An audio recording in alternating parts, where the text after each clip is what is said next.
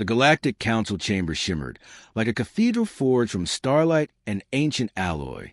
40 banners of 40 civilizations hung high above the crescent tiers, their colors rippling in the low-gravity air. Delegates perched in their appointed alcoves, scaled, furred, crystalline, and mechanical, each bearing the weight of their species' authority. In the center, on a raised obsidian dais, stood the human envoy. Elias Kane adjusted the dark folds of his diplomatic cloak, a faint sheen of silver lining its edge. His gaze swept across the room, calm yet calculating. Every twitch of a claw, every pulse of a bioluminescent crest, every click of mandibles was a language of its own. He spoke none of them fluently, yet he understood the one truth they all carried. They were waiting for him to fold. The Archon took the floor. Verizal was tall even among his kind. Skin like scorched bronze, a mane of thin metallic spines fanning behind his narrow skull. His voice came layered, each word thrumming with an echo that lingered too long. "Esteemed delegates," Zal began, claws lightly resting on the Council's voting sphere. "The Dominion advances on 3 fronts. Our lines fray. We can no longer tolerate the silent fortress on the edge of our maps." His glowing eyes fixed on Kane. Humanity's neutrality has served its purpose. Now, the time has come for them to choose. A low murmur rolled across the tiers. The council chamber absorbed sound like a deep cavern, letting every whisper stretch just enough to be heard by all. Kane did not move. Zal continued, voice sharpening. "We propose Resolution 42, compulsory integration of the Terran Defense Fleet into the Collective Security Accord. Their ships will patrol our war corridors. Their resources will aid our wounded worlds. Their neutrality, a deliberate pause, will end." A dozen delegates flicked their voting lights in muted approval. Others kept their lights dark, watching. Kane raised a single hand. "Earth recognizes the suffering on your borders. We have sent medical ships, rebuilt supply chains, offered safe harbor to refugees." "Not enough." A reptilian warlord from the Outer Rim snapped, his scale crest rattling. "You hoard your fleets behind Sol, while others bleed." Kane turned slightly toward him, expression unchanged. "Because we learn from watching you bleed. War spreads like a plague. Neutrality contains it."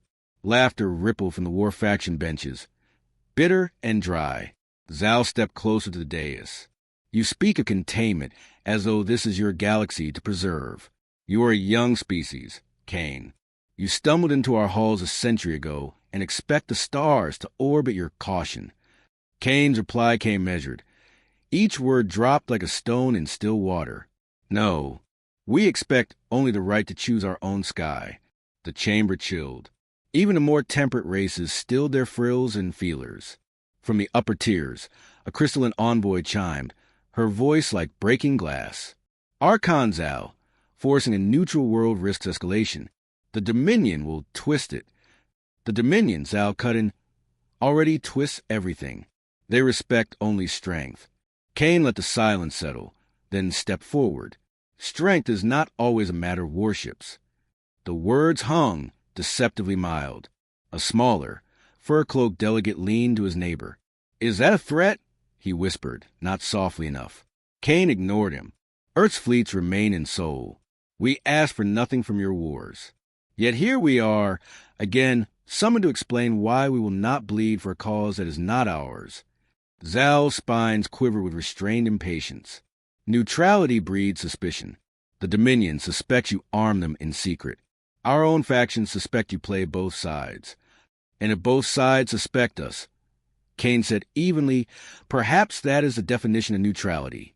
A faint ripple of laughter, this time from the trade delegates, broke the tension for a heartbeat. Zal struck the dais with a clawed fist, the alloys singing under the impact. "Enough wordplay. The vote will proceed." Lights flared across the chamber. Green for support, red for rejection, amber for abstain. The pattern was telling. Too many greens in the war benches, a scattering of reds, too much amber among the cautious. Kane stood unmoving as the tally formed. This was only the first push. He had read Zal's methods in the classified archives before leaving Earth. Pressure first, then provocation. As the voting concluded, a soft chime announced the result, resolution pending. One more session before it became binding law. The Archon's gaze burned across the hall. Humanity will prepare its fleets. Kane met his stare without blinking. Humanity will prepare its people. For peace. The chamber broke into layered noise. Some shouting for enforcement, others retreating into muttered strategy. A thin, insectoid scribe scuttled to Kane's side and handed him a sealed data wafer. Urgent transmission. Coded sole priority. He took it without ceremony and turned to leave. His escort, 2 Marines in civilian gray, fell in behind. As the vast doors closed behind him, the noise dulled to a distant hum. The council chamber always smelled faintly of ozone and cold stone. The corridor beyond smelled of polished metal and old promises. Kane broke the wafer seal as he walked. A single line appeared on the wafer's surface. They won't stop at the vote. Intercepted chatter. Operation underway. Assumed provocation imminent. He slid it into his coat, mind already aligning pieces. Zhao would not rely on procedure alone. He needed outrage. Something to justify seizing Earth's neutrality by force of mandate. Kane paused before the observation window.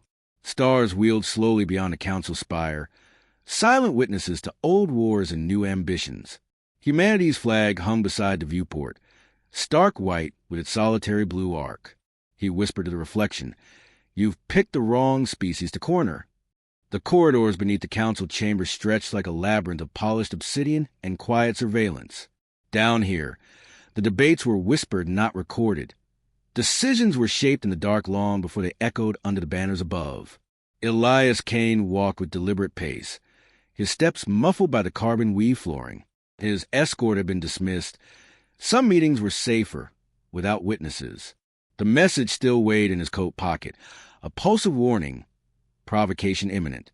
The passage led to the diplomatic annex, less adorned, more practical. A single figure waited in the half-light, a lean, slate-skinned alien with long, sensory tendrils coiled close to its head. Its name, used only in fragments, was Chirek, a Dominion attaché operating under the guise of a trade observer. Officially, they were enemies. Unofficially, they were both survivors in a galaxy that preferred pawns to neutrals. "You came alone," Chirek rasped, voice filtering through a narrow translator band at its throat. "I was told discretion would matter," Kane replied, scanning the corridor's edges. A pair of passive sensors hummed overhead. He shifted slightly to remain in their blind arc. Chirek produced a thin hollow slab. Its light painted the walls in cold violet. "Zhao is laying the stage. There will be an incident. Something near your border, dressed in our colors. Enough to break your neutrality, without firing a shot here." "Where?" Kane asked. "Luton Gate. Relief convoy. 3 ships, carrying your medicine and food stock." He said nothing for a moment, fingers tightening around the edge of his cloak. The convoy had left Earth weeks ago. Too far to recall. Too close to intercept. "They'll stage the attack," Chirek continued, "then offer you protection. Their protection. And your Dominion stands back, watches it unfold." Kane asked, eyes narrowing. A faint ripple passed along Chirek's tendrils. "Our fleets are scattered. If we interfere, we give them the proof they want. They need you to flinch first." Kane exhaled slowly. "Then we don't flinch." Chirek tilted its narrow head. "Neutrality is a blade's edge, human. Fall to either side, and you bleed." "I know," Kane said, "but you forget, we're used to walking on blades." The alien studied him for a heartbeat, then folded the hollow slab. "You can expose them. You have that talent." Kane offered no answer, only a faint inclination of the head. Chirek slipped back into the annex's shadowed exit, dissolving like a rumor. The corridor was silent once more. Kane moved toward the Council's secondary archive. He needed access to movement records, fleet manifests, anything that tied the Archon's war faction to the Luton corridor. His clearance was limited, but his reputation opened doors where keys failed. An archivist drone greeted him with a flicker of light. "Query: Humanitarian Convoy 893, outbound sold to Luton Gate." Kane said, "Transit logs, escorts, and any flag anomalies in the last 10 days." The drone's lenses spun, casting pale lines across the vault. Restricted by War Oversight Protocol. Kane leaned slightly forward. This convoy carries Council-stamped aid. Oversight does not apply. The drone paused, then released a narrow prism of data. Audit trail incomplete. 2 shadow escorts logged at Garvon Slipway. Origin unknown. Exactly what he feared. He copied the data to his wrist slate, then left before more eyes noticed. The Council's upper tiers argued with banners. Its lower corridors whispered with intent. Later, in the Human Embassy's dim briefing room, Kane opened a secure channel. The holodeble flickered, forming the pale outline of a woman, Admiral Saren Voss, head of Earth's outer defense. "You're early," she said, voice flat as steel. "I'm late," Kane corrected. "They're moving faster than expected." Voss folded her arms. "What do you have?" He sent the convoy data. "They've attached ghost escorts, unregistered, likely Council Black Ops. Chirek confirms an attack will happen at Luton Gate. They'll frame the Dominion." Voss's jaw tightened. "We can't reroute them in time." "No," Kane said, "but we can predict them. If we show the Council proof before the spark, we disarm the match." Voss regarded him in silence. "You're gambling with timing." "I don't gamble," Kane said softly. "I calculate." She gave a curt nod. "I'll prep our listening arrays. No open deployment. You keep the Council distracted. That's the easy part." The line faded, leaving the room in shadow. The following day, Kane attended a lesser Council session. Trade regulations, relief funding, the usual theater that filled the gaps between wars. But he felt the eyes. War faction delegates spoke little, yet their silences weighed like drawn wires. A young avian diplomat from the neutral bloc perched beside him during the recess. Her feathers glinted silver-green under the dome's light. "They're circling you," she murmured. "Why not yield a token? A patrol, a liaison ship. It would cool the chamber." Kane shook his head. "A token becomes a pattern. A pattern becomes a chain." "You make enemies quickly," she warned. "I make positions clear," he replied. She studied him a moment longer, then fluttered back to her tier. Kane watched her go. Even allies here measured loyalty by degrees of risk. That night, he returned to the lower decks, this time to the silent terraces overlooking the Spire's shield arrays. The galaxy sprawled below, fractured trade lanes, scattered fleets, too many conflicts drawn on maps that shifted every month. He reviewed the data again. 2 ghost escorts, departure at Garvon, projected intercept within 4 days. Not enough proof for a formal hearing, yet enough to catch the Archon's claws if timed precisely. A soft chime interrupted his thoughts. A sealed packet slid through his wrist slate, anonymous, but encrypted in a style he recognized. He opened it carefully. Inside was a single fragment, a ship transponder code, flagged as Council War Supply. The same code that had shadowed his convoy. Kane allowed himself the faintest breath of relief. Someone inside the war faction was bleeding information.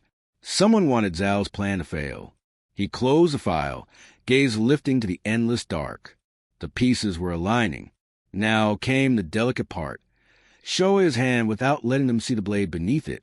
"Provocation," he murmured to Glass, "only works if the prey runs." The first reports arrived as fractured bursts of static through the Council's relay nets. A Terran convoy under attack at the Luton Gate. 3 civilian freighters, white-hulled and marked with the Universal Relief emblem, had transmitted distress signals before vanishing into silence. Elias Kane read the feed in the embassy's comm suite, the lines of code cold and efficient. Casualty count unknown. Escorts unidentified. War faction broadcast. Dominion raid confirmed. He exhaled through his nose. Not surprise. Confirmation. A junior attaché burst into the room, face pale. "They're calling for an emergency session.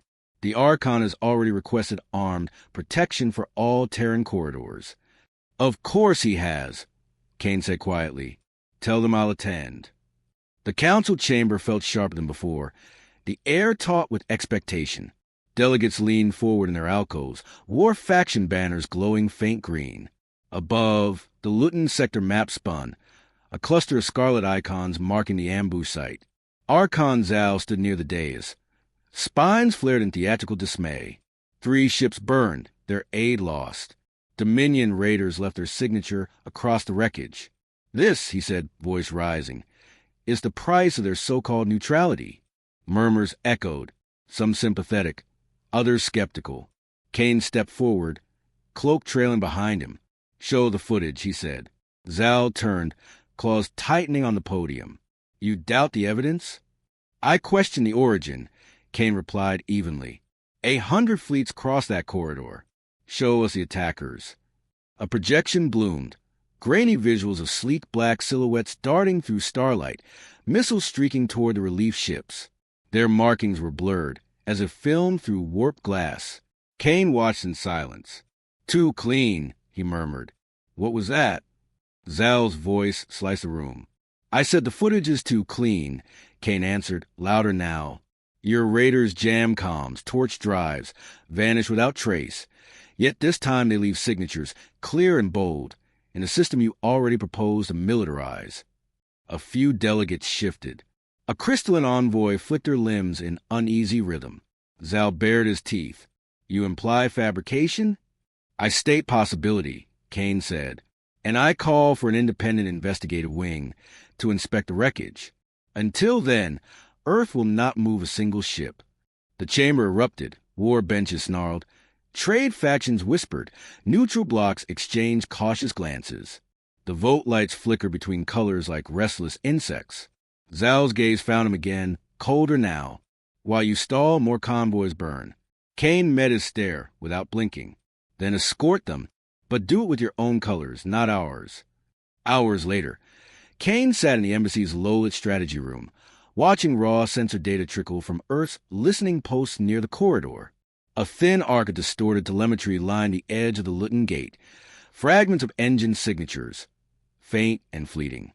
His wrist slate buzzed. A secure link formed.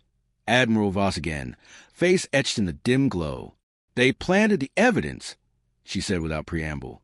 2 Council War escorts were in that sector hours before the convoy. Our arrays picked them trailing long-range beacons. Kane leaned back. You have their signatures? We do, but transmitting them openly could compromise the source. Then leak it, not publish it, Kane said.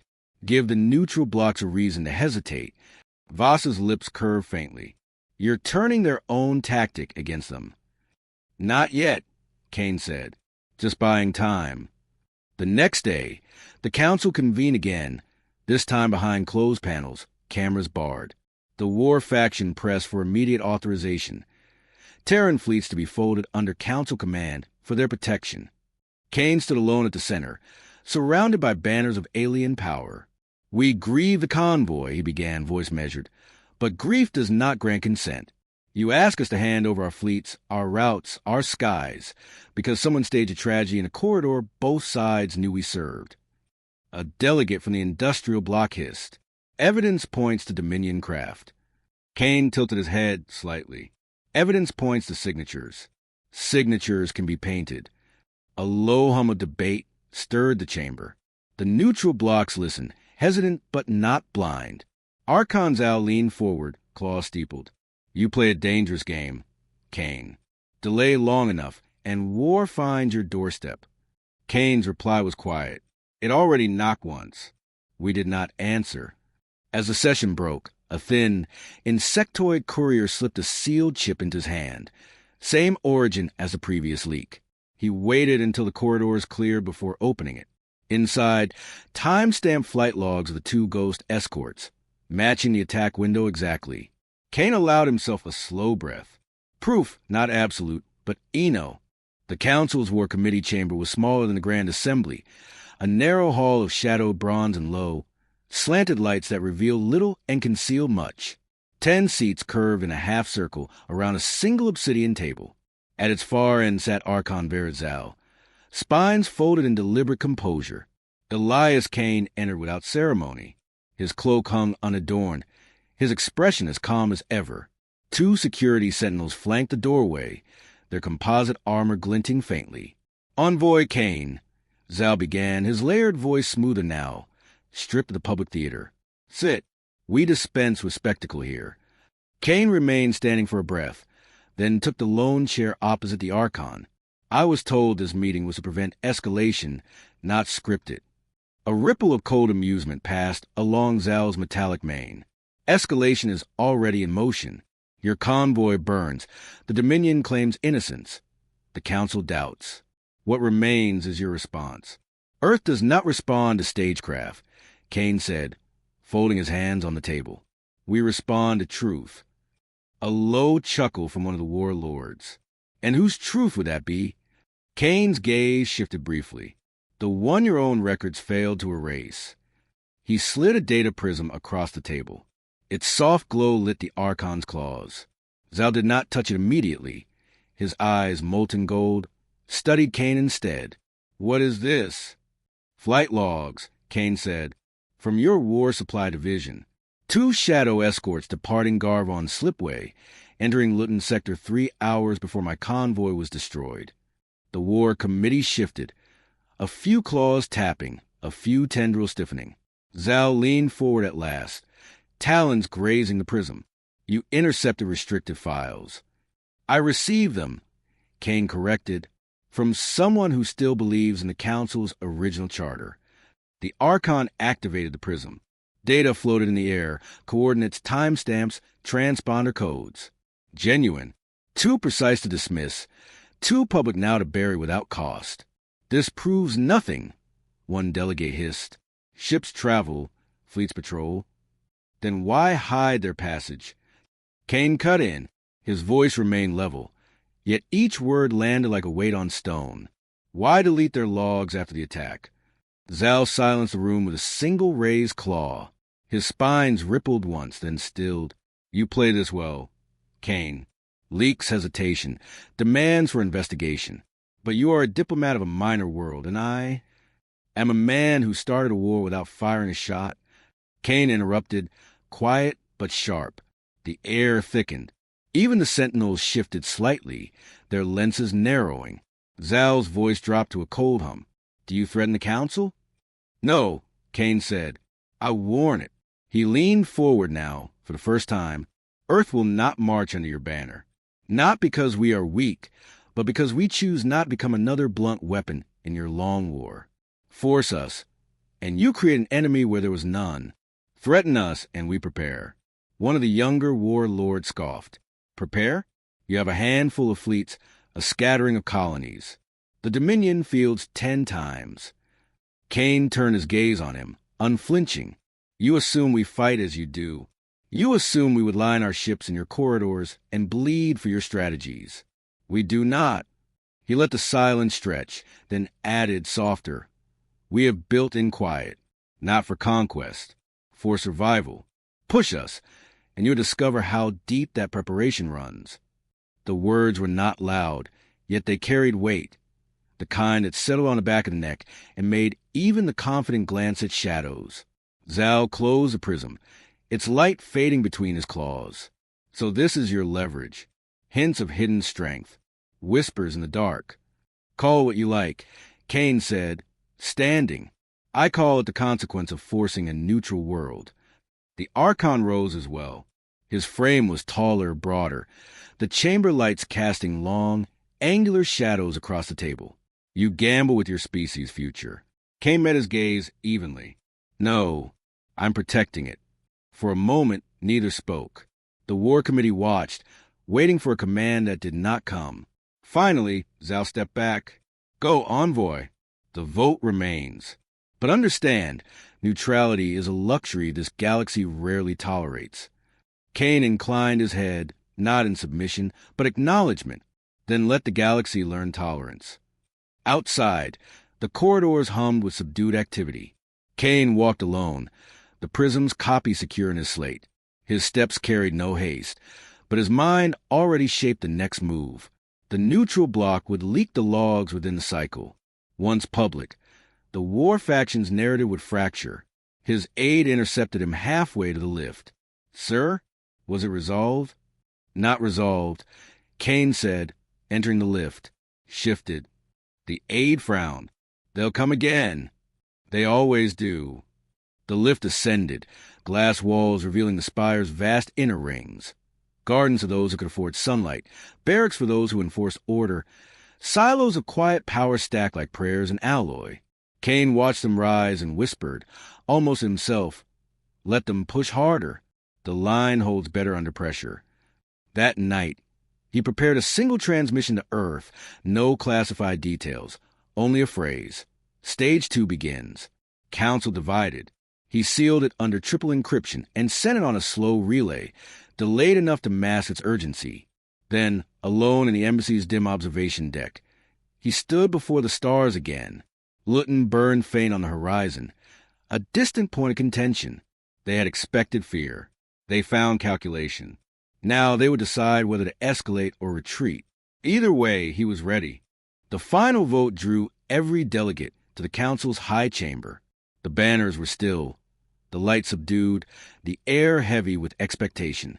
News of the leaked flight logs had spread quietly but thoroughly. No one named the source. Yet every eye glanced toward a human envoy as the trail ended at his feet. Elias Kane entered without ceremony, cloak folded behind his shoulders, expression steady. The chamber was silent until Archon Verzal rose from the central podium, his metallic spines drawn close. "Delegates," Zal began, his layered voice colder than in sessions past.